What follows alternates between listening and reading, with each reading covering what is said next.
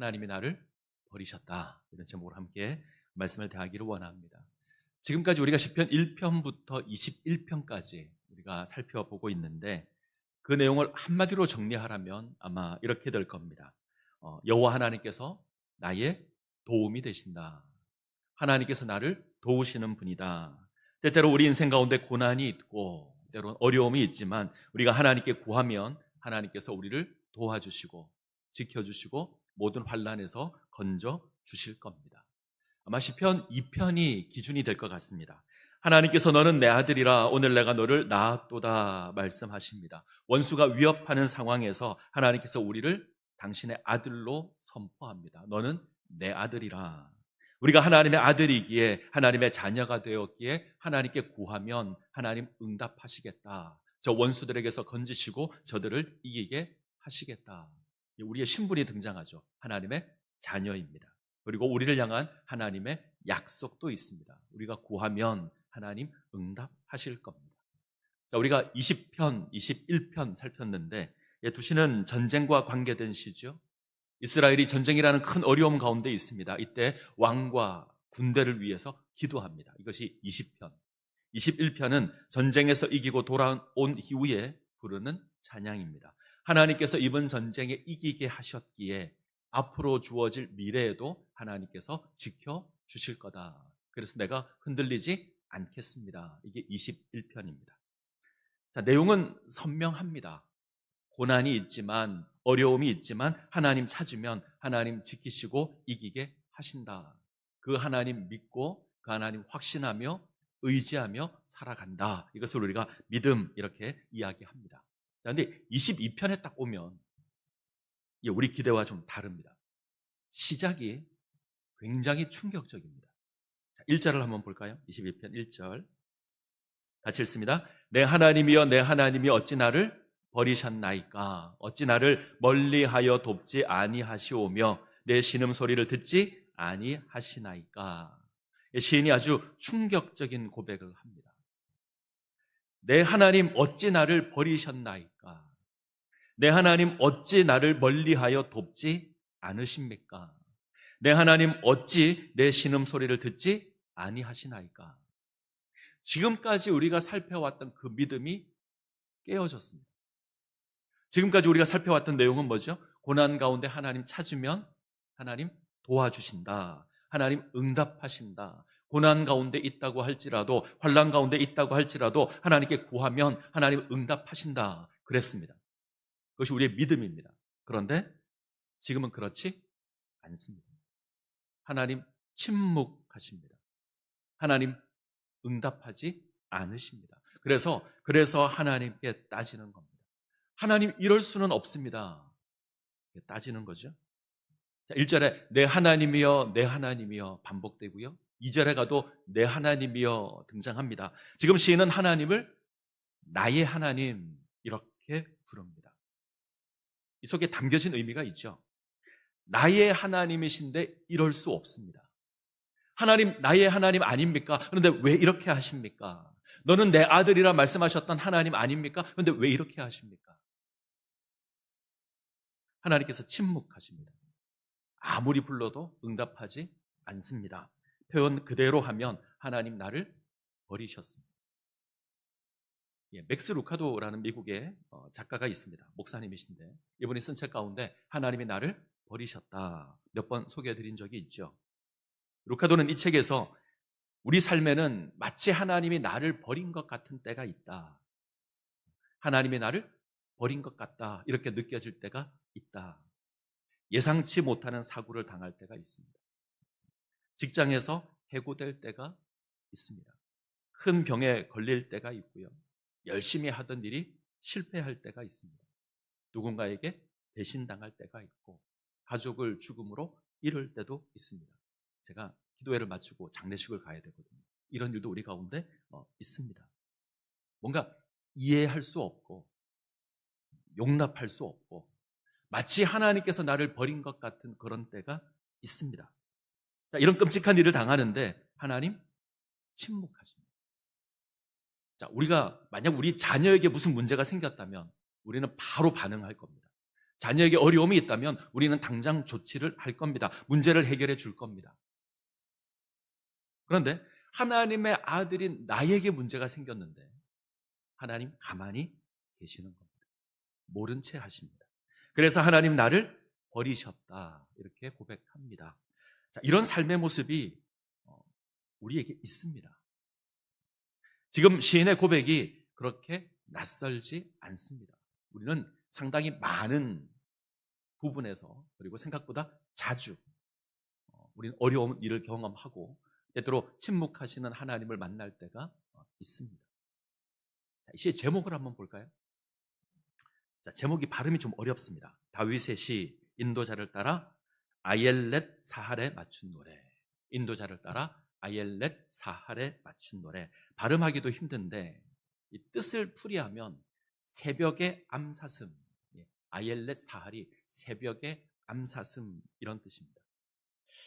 왜 이렇게 이것이 어떤 의미인지 모르겠지만 70인역은 이걸 새벽의 도움 이렇게 번역을 했습니다. 좀 두 개를 합치면 새벽의 도움을 바라는 사슴 이렇게 이해할 수도 있을 것 같고요. 그렇게 이해하면 좋을 것 같습니다. 자, 새벽, 밤의 시간 가운데 가장 어두울 때, 그죠? 밤 중에서 가장 어두울 때, 가장 고통스러울 때 새벽입니다. 동시에 새벽은 새로운 아침을 맞이하는 때이기도 합니다. 이걸 기억한다면 새벽의 도움이 무엇을 의미하는지 좀 짐작될 것 같습니다. 지금 큰 고난 가운데 있지만, 지금 큰 어두움 가운데 있지만, 그래도 하나님의 도움을 기다리는 그 시간, 그 시간이 새벽이 아닌가 생각합니다. 이 시간이 지나면 하나님의 도움을, 하나님의 은혜를 누릴 수 있을 겁니다. 자, 이거 기억하고 22편을 한번 보시죠. 자, 1절, 2절을 다시 한번 보겠습니다. 1절, 2절 같이 읽습니다. 내 하나님이여, 내 하나님이여, 어찌 나를 버리셨나이까? 어찌 나를 멀리하여 돕지 아니하시오며 내 신음소리를 듣지 아니하시나이까? 내 하나님이여, 내가 낮에도 부르짖고 밤에도 잠잠하지 아니하오나 응답하지 아니하시나이다. 저는 이 고백이 하나님을 믿는 인생에 내뱉을 수 있는 가장 처참한 고백이라고 생각합니다.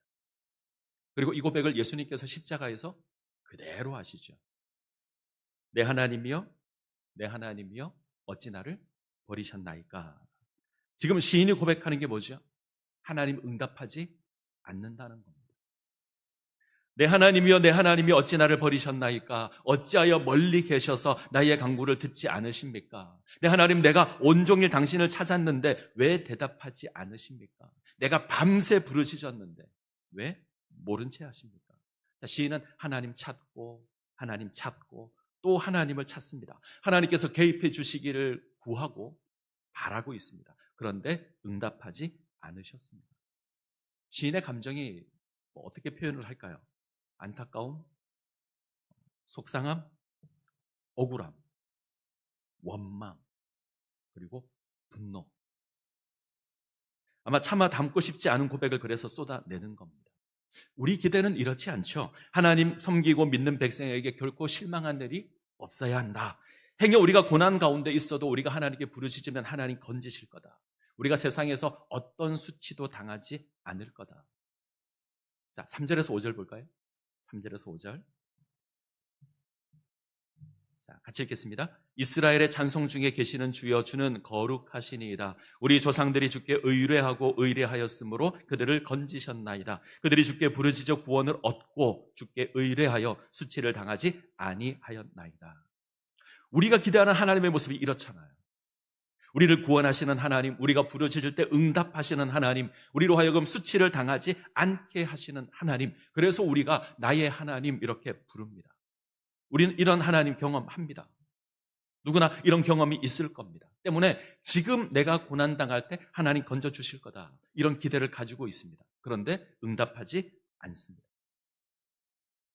때문에 시인은 하나님이 나를 버리셨다. 자, 지금 시인이 괴로워하는 건 고난 때문이 아닙니다. 고통 때문이 아닙니다. 물론 고난도 힘들죠. 더더욱 힘들게 하는 건 하나님이 가만히 계신다는 겁니다. 하나님이 응답하지 않는다는 겁니다. 나의 하나님이 나의 하나님처럼 안 느껴진다는 겁니다. 이게 괴롭습니다. 자, 왜 이런 고난이 주어졌을까? 시인이 죄를 지었을까요? 아닌 것 같습니다. 시인은 신실하게 서 있습니다. 하나님 기억하고 하나님 의지하고 하나님 바라봅니다. 자, 9절 10절 볼까요? 9절 10절 제가 읽습니다. 오직 주께서 나를 모태에서 나오게 하시고 내 모친의 젖을 먹을 때에 의지하게 하셨나이다. 내가 날 때부터 주께 맡긴 바 되었고 모태에서 나올 때부터 주는 나의 하나님이 되셨나이다. 자, 시인은 하나님께서 자신을 이 땅에 태어나게 하셨다, 자기 삶을 주장하게 하신다 고백할 수 있습니다. 하나님이 어릴 때부터 나의 하나님이 되셨다 고백합니다. 자, 그런데 지금은 응답하지 않습니다. 지금 나의 생명은 꺼져버릴 것 같습니다. 자, 그래서 어떤 일이 일어나죠? 6절에서 8절 같이 읽겠습니다. 나는 벌레요 사람이 아니라 사람의 비방거리요 백성의 조롱거리니이다. 나를 보는 자는 다 나를 비웃으며 입술을 삐죽거리며 머리를 흔들며 말하되 그가 여호와께 의탁하니 구원하실 걸, 그를 기뻐하시니 건지실 걸 하나이다. 사람들이 이제 조롱하죠. 시는 보잘것없는 벌레에 불과합니다. 우리가 작은 벌레를 보면 손으로 꾹 누르잖아요. 그렇게 쉽게 죽일 수 있는 그런 존재가 되었습니다.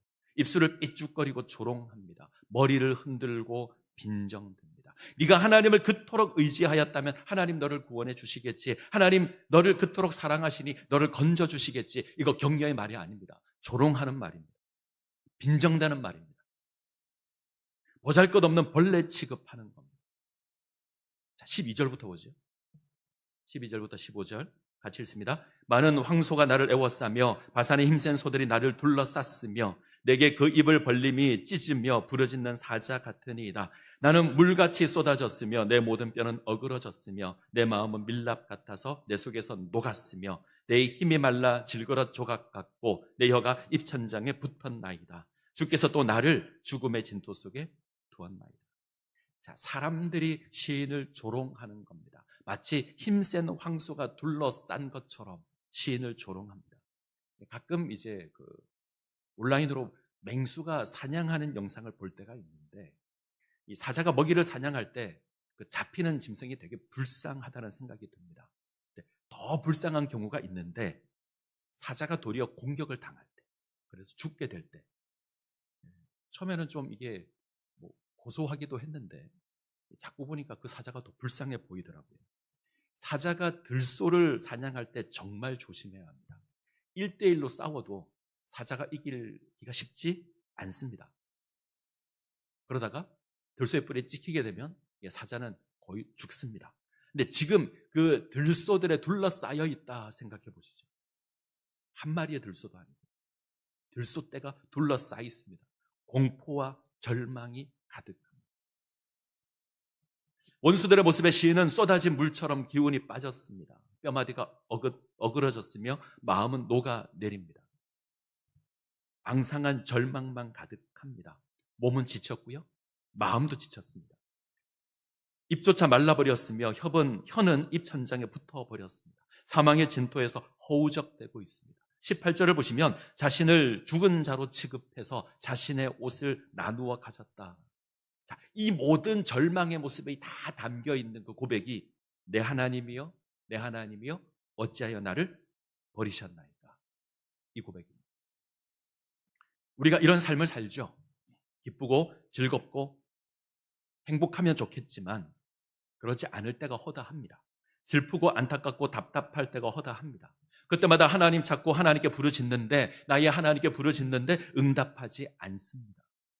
하나님 훨씬 많은 부분에서 침묵하십니다. 자, 이때 하나님 침묵하실 때, 하나님 나를 버린 것 같다 이렇게 느껴질 그때 우리가 뭘 해야 될까? 우리의 자세는 어떠해야 될까? 자, 오늘 우리가 확인할 부분이 여기입니다. 자, 19절에서 21절. 19절에서 21절 같이 읽습니다. 여호와여 멀리하지 마옵소서. 나의 힘이여 속히 나를 도우소서. 내 생명을 칼에서 건지시며 내 유일한 것을 개의 세력에서 구하소서. 나를 사자의 입에서 구하소서. 주께서 내게 응답하시고 들소의 뿔에서 구원하셨나이다. 자, 시인이 지금 뭐하고 있죠? 기도합니다. 자, 무슨 말이죠? 시인은 여전히 하나님 바라보고요, 시인은 여전히 기도합니다. 고난의 상황에서 하나님께 부르짖었는데 응답하지 않았습니다. 하나님 침묵했습니다. 하나님 나를 버리셨다 그래서 따졌습니다. 우리는 누군가 나를 버리면 우리는 관계를 끊을 겁니다.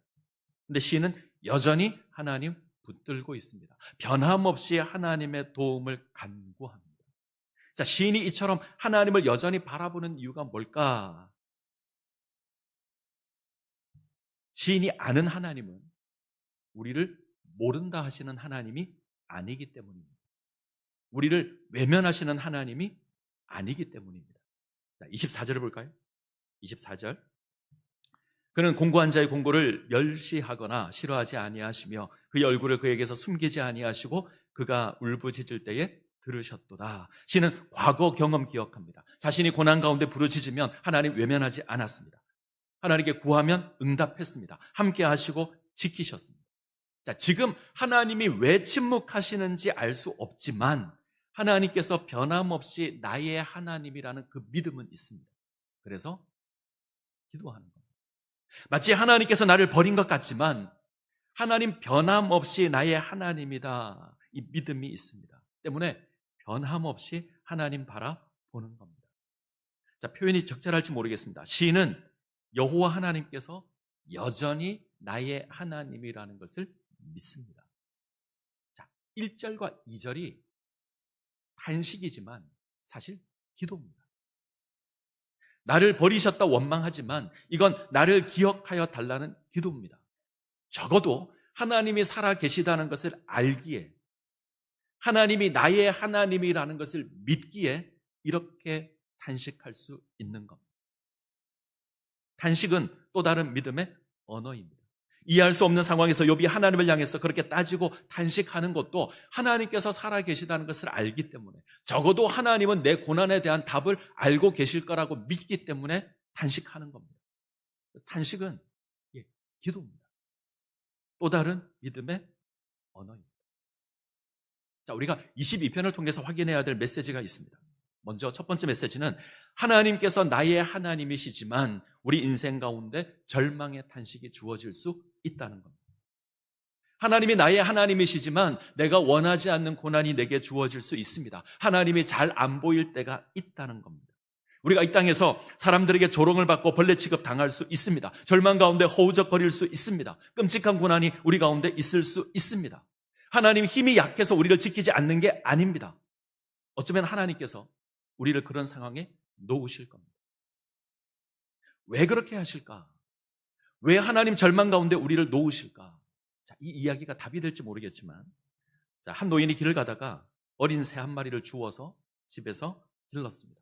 이 새가 어떤 새인지 몰라서 닭장에 넣고 길렀는데 나중에 보니 이 새가 독수리였습니다. 독수리를 닭과 함께 키울 수 없죠. 그래서 독수리를 놓아주기로 하고 하늘 높이 던졌습니다. 근데 독수리는 자기가 마치 닭인 것처럼 다시 땅으로 떨어졌습니다. 그리고 노인 주변을 서성거립니다. 그러자 노인이 크게 다짐을 하고 독수리를 아주 높은 낭떠러지로 데려가 낭떠러지 아래로 던졌습니다. 그러자 독수리가 큰 날개를 펼쳐들고 하늘을 납니다. 자, 어찌할 수 없는 절망의 자리에 놓이게 되면 숨겨진 본능이 나옵니다. 날개를 펼치지 않던 독수리가 낭떠러지에서 떨어지는 상황이 되면 날개를 펼칩니다. 때때로 하나님께서 우리를 낭떠러지로 이끌고 갈 수 있습니다. 그리고 그곳에서 던지실 겁니다. 그때 우리는 진정 하나님 앞에 세워지게 될 겁니다. 하나님을 찾게 될 것이고요. 하나님을 의지하게 될 겁니다. 진정 하나님 바라보게 될 것이고 하나님 소망하게 될 겁니다. 그리고 하나님 경험하게 될 겁니다. 자, 이제 시인의 고백을 한번 보죠. 28절 같이 읽습니다. 나라는 여호와의 것이요 여호와는 모든 나라의 주제이심이로다. 아마 이 고백이 22편의 결론이 될 것 같습니다. 하나님 어찌 나를 버리셨습니까? 탄식했던 시인인데 이제 하나님 모든 것을 주관하시는 하나님이십니다. 고백합니다. 하나님 확인했기 때문입니다. 그가 이 고난 가운데 하나님을 만났기 때문입니다. 내 하나님이여 내 하나님이여 어찌하여 나를 버리시나이까? 이 고백이 2000년 전에도 이 땅에서 주어졌습니다. 하나님의 아들 예수 그리스도께서 이 부르짖음의 주인공입니다. 끔찍한 고난의 자리에 예수님께서 서 있습니다. 사람들은 예수님을 향해서 머리를 흔들고 조롱합니다. 성전을 헐고 사흘 만에 짓겠다는 자여, 네가 하나님의 아들이거든 자기를 구원하고 십자가에서 내려오라. 황소떼가 둘러싼 것처럼, 부르짖는 사자가 울부짖는 것처럼 사람들이 예수를 조롱합니다. 네가 하나님의 아들이면 내려오라. 시인은 자신의 마음이 물같이 녹아내렸다. 예수님은 실제 물과 피를 쏟으며 고난당합니다. 입의 혀는 말라버렸고요. 시인의 고난을 보며 옷을 나누던 그 사람들이 예수님의 겉옷을 가지고 나누려고 제비를 뽑습니다. 하나님께 버림받고 사람에게 버림받았던 시인의 모습과 같이 예수님도 버림당하죠. 하나님께 버림당하고요, 제자들에게 버림당하고요, 유대인에게 버림당하고요, 이방인에게까지 버림당합니다. 아무도 남지 않습니다. 하나님께서는 당신의 사랑하는 아들을 인생이 경험할 수 있는 극심한 절망의 자리로 몰아넣으셨습니다. 왜 하나님께서 예수 그리스도를 십자가에 몰아넣었을까? 왜 하나님은 절망의 자리에 당신의 아들을 내려놓았을까? 왜 하나님은 조롱과 멸시의 자리에 예수를 세우셨을까? 왜 그렇게 하셨을까? 우리는 시인의 목소리에서 그 답을 찾아야 합니다. 고난을 통해서 시인은 하나님을 확인합니다. 하나님이 내 인생의 주인이시다, 세상을 운행하시는 분이 하나님이시다, 시인이 확인합니다. 하나님도 이것을 위해서 그렇게 하십니다. 당신의 아들을 내어주심으로 우리가 하나님 알기를 원합니다. 당신의 아들을 내어주심으로 우리가 하나님 경험하기를 원합니다. 우리가 하나님 어찌하여 나를 버리셨습니까? 부르짖는 그 자리에 당신의 아들을 세우심으로 하나님께서 우리의 하나님이 되신다, 이거 확인시키시는 겁니다. 죽음의 자리에서 이렇게 세우시는 것으로 당신이 우리 인생의 주인이라는 것 확인시키는 겁니다. 그래서 그렇게 하십니다. 자, 맥스 루카도의 책 이야기로 시작을 했죠. 하나님이 나를 버리셨다. 이 책의 원래 제목은 하나님이 나의 이름을 속삭일 때에, 이게 원래 제목입니다. 하나님께서 나를 버리셨다고 느껴지는 그때에 하나님께서는 나의 이름을 속삭이고 부르고 계십니다. 하나님이 나를 떠났다라고 생각하는 그때에 하나님은 나의 곁에 계시고 나의 이름을 부르고 계십니다. 우리가 고난당하는 그 자리에 하나님께서 함께 하십니다. 우리를 위하여 십자가 지시고 친히 하나님께 버림받는 그 자리에 세워진 그 예수님께서 우리와 함께 하십니다. 우리의 손을 잡고요, 이렇게 세우실 겁니다. 그리고 우리의 이름을 부르실 겁니다. 우리는 주님의 음성을 들어야 합니다. 나를 부르시는 그 주님의 음성을 들어야 합니다. 그러면 우리가 하나님이 나의 하나님이시구나 다시 확인하게 될 겁니다. 하나님 내 인생의 주인이시구나 다시 한번 확인하게 될 겁니다. 그러면 우리가 더 하나님 앞에 온전한 모습으로 세워지게 될 겁니다. 이 은혜를 누리시기를 간절히 소원합니다.